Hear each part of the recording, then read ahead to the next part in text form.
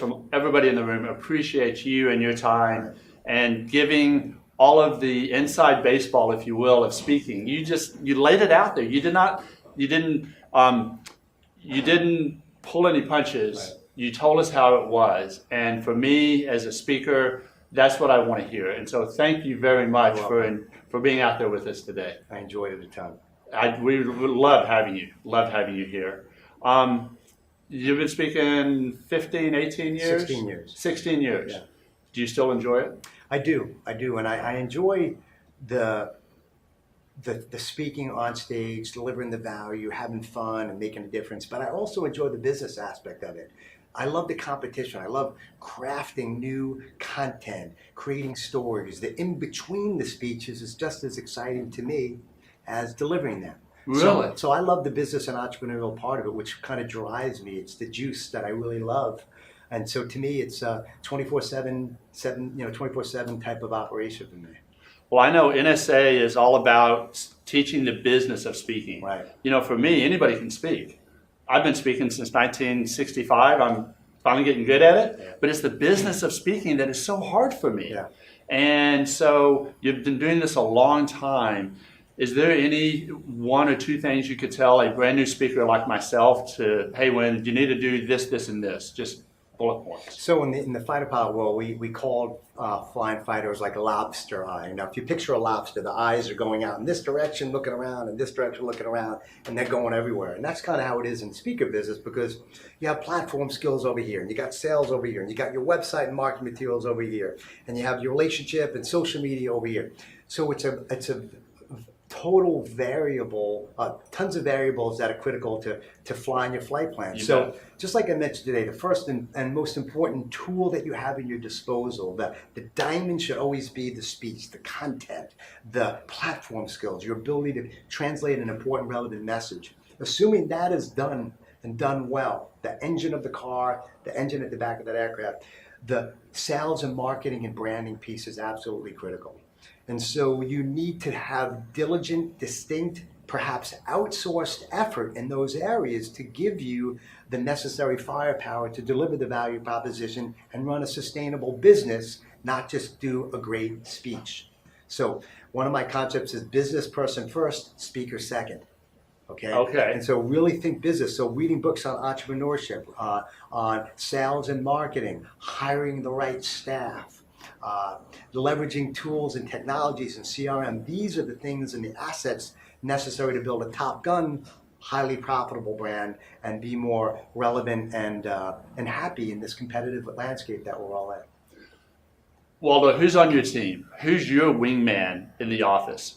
So I got a couple. One's a full-time employee, Brian Waltenberg. He's been with me a little over a year. Okay. Just like he's a soccer coach and an entrepreneur, but we're yin and yang. I'm a little more intense and hyperactive. He's mellow. Really? Really good on the phone. Yeah, I'm intense, man. We got to know our strengths. I'm a light switch too. I turn off after I'm done with this. I'll be taking a nap, listening to my music and throttling back.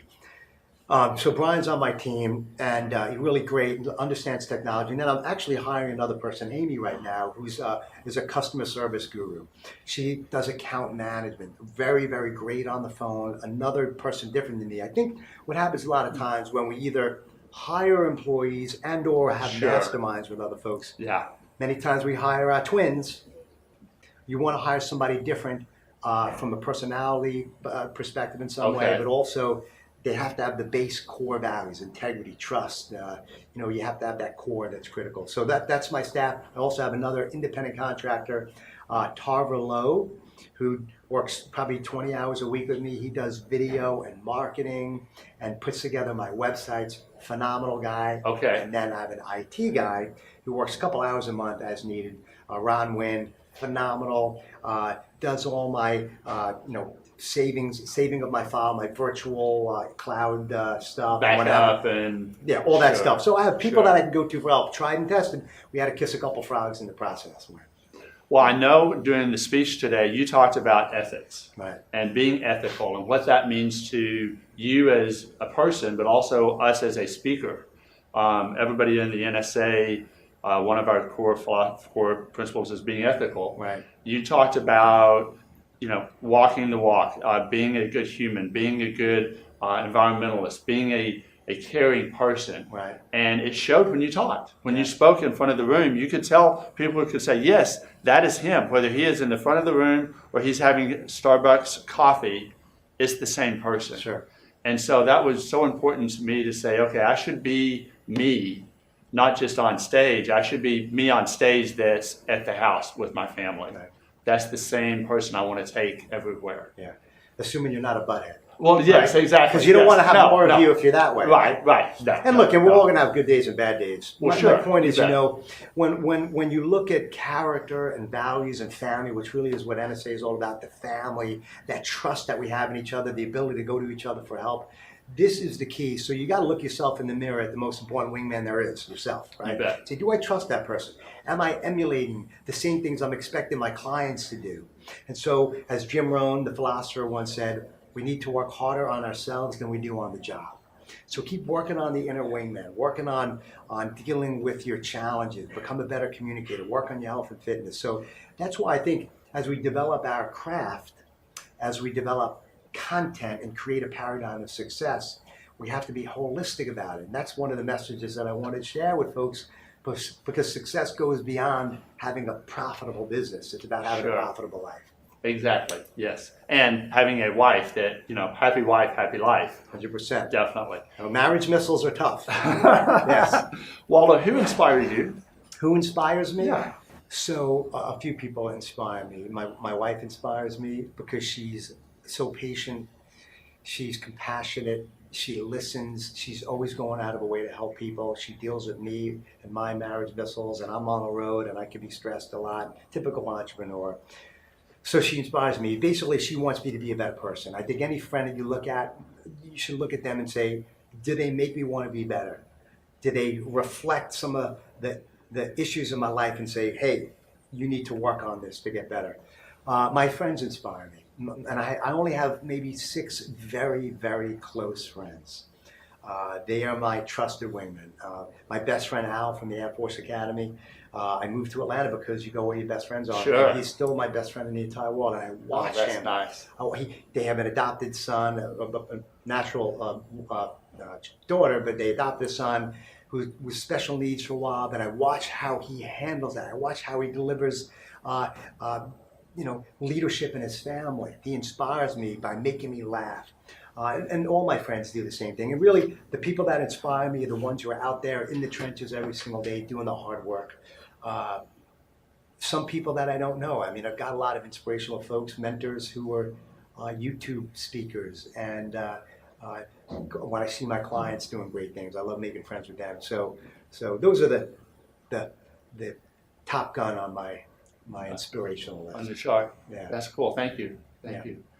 How do you get inspired to write a new talk or to craft a new message?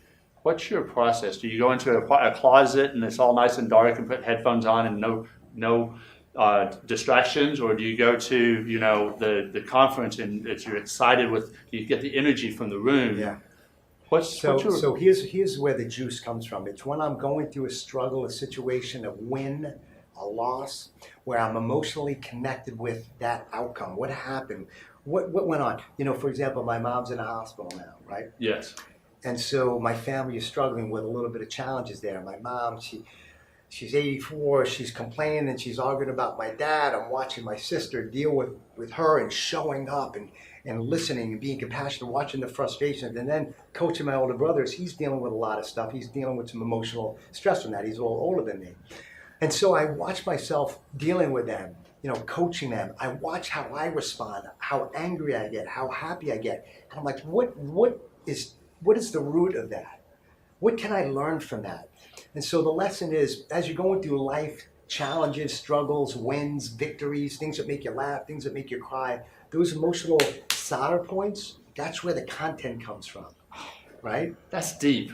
That is so deep. And so I really tap into that. And then I say, what am I learning from this? And then what I really do is I try to run or hit the gym and I start sweating and my heart rate comes up. And then I start putting stuff in my iPhone, writing notes, because that's when the creativity, the content comes. So when you're outside of the situation, is let me phrase that differently. When you're inside of the stress and the situation's happening, you may not be able to come up with the solution, but shortly thereafter, an hour or a day, when you're distracted or you're not distracted from that craziness, Sure. and you start tapping into how you responded, and you get your blood pumping. For me, it's about the blood pumping and flowing. Then I start thinking about it, the content starts coming, the story starts coming, the solutions start coming, the mistakes that I've made, the ways I've reacted that I regret. I'm like, okay, why did I do that? So that's kind of how I come up with the life lessons that work for me. Not something that I read in a book or watched on a show, but in my own life. So then the DNA becomes raw and real. And that's how I continuously evolve my brand. And I would recommend anybody watching this, as you're going through struggles, that's where the content comes from. As you go through the victories, that's where the content comes from. Share those with your audience. Yes, sir. And then write it down. You got to come up with a solution, the value proposition. What did you learn from it? What tools and steps can your audience make as it relates to you? And put it into their words, into the lessons in business development and sales and marketing and diversity, whatever topics you're speaking on. You bet. Do you craft new speeches for every one of your clients? No. Or do you take pieces of your other? I have a core list of stories that I use, and if it's a leadership program, I'll use certain stories. If it's a sales program, if it's a sports team or insurance, so I have different stories that I use for different groups. But that's the core. But then I throw in a couple other unique little stories. For example, today when I showed up, I showed a picture of Kevin Bryant from yesterday. Yeah. And then I talked about Texas, and I made it relevant to the client. So there are segments in the speech where I'll interject customized content that's relatable to the geography, the demographics of the room, the type. And so that's how I truly craft the unique, memorable experience. But my diamond is my diamond. My content, the power is my power. And so I want to continuously use those powerful tools because they're tried and tested. Right. Still, adding an extra appetizer here and there, a seasoning, massaging a little bit, putting a new topping on the mint chocolate chip. You bet. About the brand. It killed me today. You made it look so effortless. And I mean, Hall of Fame speaker, doing it for a number of years, you're at the top of the game. And I was like, I would love to do what you do. I would love to be able to be there next week. That's not going to happen. Right. But I liked how you had your stories, but you were able to so effortlessly mix in the shaker and all your extra things that you did to make it pertinent and personal for us here at NSA. And that was so flawless. I seriously appreciate that, but I made it look effortlessly. However, it's because of the work I did on the way out here on the plane, and then last night and in the morning. You would call that being a professional. Professional, right? I emphasize that. That's how you command your fee. That's how you command the value and deliver. So as a fighter pilot, we got a West Pointer watching over here, another military guy. We learn the effort that you put in is going to build the confidence and the trust. We have a saying in the military, the more you sweat in peace, the less you bleed in battle. So the sweating you do in peacetime, the hard work, the training, the preparation allows you to bleed less. It allows you to dodge the missiles and take out the targets and defend your team more effortlessly. So that's what I do. But I have an acronym for Winn. It stands for Work It Now. Work it now. That's cool. We got to sweat. We got to work in this profession if you truly want to move the needle on your business and build that Top Gun brand that I talked about today. What would you say is the best tip you could give new or seasoned speaker today? So. And that's hard to do. You've given us like 100 already. I mean, on this interview, probably 50. But what would you say your top tip, number one? So, I think it's the same tip that I think is the key to my success and anybody's success. It has to be about being a wingman. And a wingman is a trusted partner. It's the type of person that others can come to for help. If you're the type of person that others can come to for help, and they feel comfortable with bringing you their problems, if you've developed the character, the acumen, the skill set, the relationships where others can come to you for help, you're going to build that reputational capital. You're going to build that brand that people are magnetized to, okay? And in the same sense, in doing that, don't be afraid to ask for help. Right? Okay. And I think the key for any leader, any peak performer, is they're not afraid to be transparent to be vulnerable and to take off their mask and say, you know what, I need help. Can you help me? Asking with honor and then giving with honor, helping folks out. You bet. I loved our meeting today. Betty is our brand new president, Right. and she asked for a lot of help from a lot of different members, months ago to put on this show today. Sure. But she thanked everybody. She was very gracious in her thankfulness and her appreciation to the volunteers and to the people behind the scenes. Yeah. And that showed me that, she's somebody with integrity. 100%, and it's great to have a leader like that, and it showed today when she was delivering her value and really being the spokesperson for the chapter. But I have a few sayings, obviously. Yeah. But I have another saying: if you want to fill bank accounts, fill bank accounts. If you want to fill bank accounts, fill bank accounts. Right. So we got to fill those bank accounts. I think appreciation is the fuel performance. When we say thank you, we notice the good that we do, and we go out of our way to say thanks and inspire others and lift them up. That's the juice. That's what allows people to work the extra hour, to volunteer on the board. The Lord knows NSA needs a ton of help, but appreciation goes a long way. And I try to appreciate as much as I can in my life, and I have gratitude 24/7. I'm so thankful for what I have every day.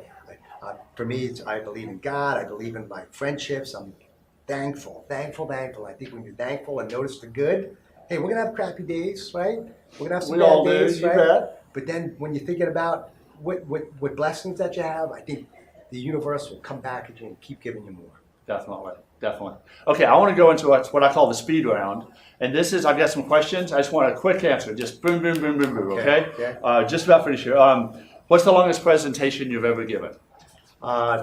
6 hours. Oh my gosh, okay. Are you a cat or a dog person? Dog. If you're a dog, what would your name be? Reggie. Reggie, good name. Do you need an agent to be successful? Yes or no? way. No way, okay.